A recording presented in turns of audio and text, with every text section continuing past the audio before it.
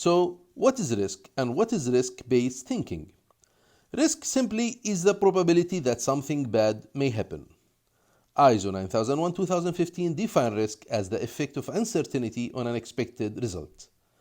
And although that this effect can be mainly a deviation from the expected or targeted result, which is usually a negative effect, but it can also have a positive effect, especially when this uncertainty turns into an opportunity for improvement in some scenarios, which might go in line with the famous say, what doesn't kill you makes you stronger. And the risk severity is including mainly two components, likelihood, probability, and consequences, impact. Let us see the following simplifying example to understand this, based on a general safety risk assessment for someone crossing a street. In scenario 1, there is one bicycle crossing the road every 5 minutes, so here the probability to be crashed while walking across this street is low, and the consequences of being crashed by a bicycle shall be low. In scenario 2, there are many bicycles going through the street, so now the probability to be crashed is high, while still the consequences of that is low. In scenario 3, there is now, instead of bicycles, a truck going through the street every 5 minutes, so here even the likelihood is low, but the consequences obviously are much higher severe. In scenario 4, with many trucks in the street going in all directions very frequently, so now both likelihood to be crashed and the consequences of that are high, and hence overall risk is high. This can be visualized and assessed through a risk matrix like this one, covering both consequences and likelihood, and where risks can be categorized into three main categories or more: low, medium, and high.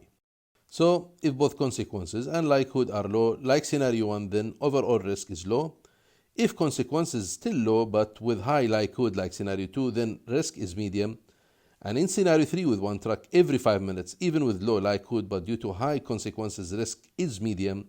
And when both likelihood and consequences are high, like scenario 4, with many trucks, then risk is very high.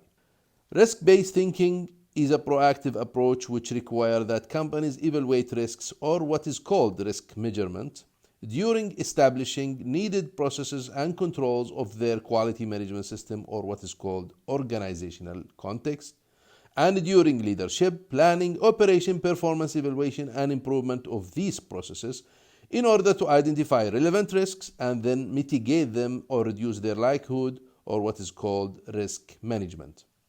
This is done by implementing some preventive actions or contingency actions in case that preventive actions are not feasible or possible. And the target of RBT is to transfer the natural implicit approach that people usually do automatically and even subconsciously to be more explicit and to be part of people and organizational culture. The given example of people evaluation the involved risks in crossing street with moving bicycles or trucks is a typical example of this natural implicit approach.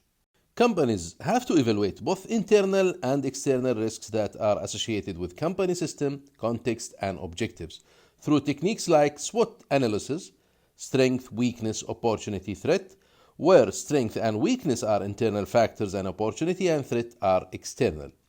Other general external risks can be analyzed by techniques like PISTOL, political, economic, social, technological, environmental, and legal. Typical example of risk-based thinking approach is FMEA, failure mode and effect analysis, which is a step-by-step approach for identifying all possible failures in a design, a manufacturing process, a product or a service, and the consequences of those failures, in order to prioritize the risks according to their seriousness, take actions to eliminate or reduce the risks of the highest priority ones. And it is usually needed after relevant changes in product design, in standards, in machines, in plant layout, in process, etc.